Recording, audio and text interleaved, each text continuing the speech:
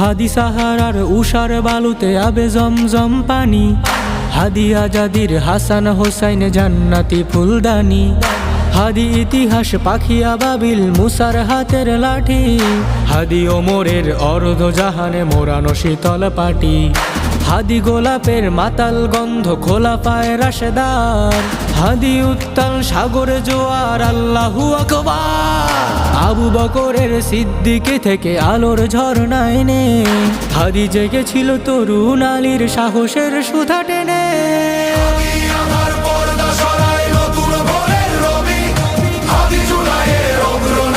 বিদ্রোহী বিপ্লবী